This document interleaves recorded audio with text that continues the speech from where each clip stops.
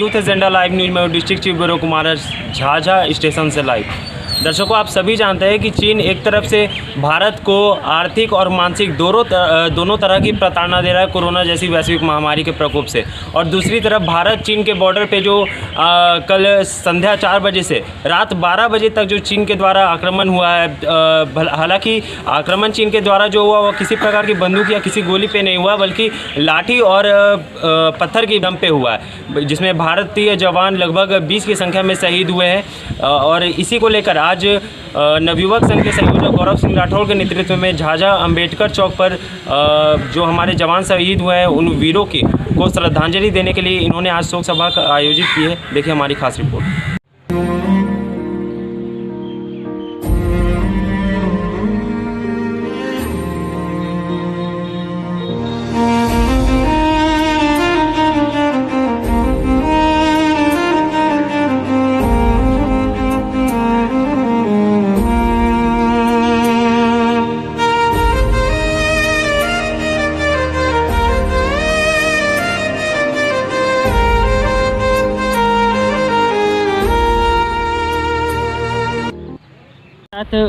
अंबेडकर विचार मंच के भरत भूषण जी जुड़ रहे हैं, जो इसके संरक्षक भी है।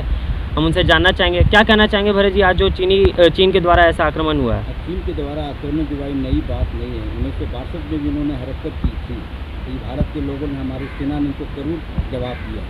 फिर 64 में इन्होंने ये घटना की थी। इनका पेशा बन गया है कि भारत के साथ जो है हम जो है ज़बरदस्ती इसकी जो सीमा है इसको अमल करें, लेकिन वो नहीं जान रहा है कि भारत की जो हमारी सशस्त्र सेना है कतई उनको बर्दाश्त नहीं करेगा और कभी न किया है न करेगा। गौरव जी, देखिए, सबसे पहला तो दुखद घटना है जिनकी बहुत निंदा हम करते हैं, और चीन ऐसे जो नापाक रवैये को भारत के लिए बार बार अपनाते हैं, उस पर कड़ा विरोध दर्ज करते हुए हम माननीय प्रधानमंत्री महोदय से निवेदन करेंगे कि इस पर कड़ी पहल करें और हमारे जो 30 जवान शहीद हुए हैं उनको मैं श्रद्धांजलि अर्पित करता हूँ। उनके परिवार को सम्बल प्रदान करें और साथ ही केंद्र सरकार से इन शहीद जवानों के लिए कुछ मुआवजा तो नहीं कर सकते हैं, लेकिन इतना केंद्र सरकार के लिए अपने खजाने का पिटारा खोले कि इनके परिवार को थोड़ा सम्बल मिल सके। क्या लगता है गौरव जी, अगर हम चीन को आर्थिक प्रताड़ना देना चाहेंगे तो ये सबसे बड़ा हमारा उद्देश्य क्या होना चाहिए कि हम चीनी वस्तुएं का बहिष्कार करें? देखिए, चीन की वस्तुएं का बार बार हम लोग की तरफ से बहिष्कार करने की बात आती तो है, लेकिन इस पर अमल नहीं हो पाती है।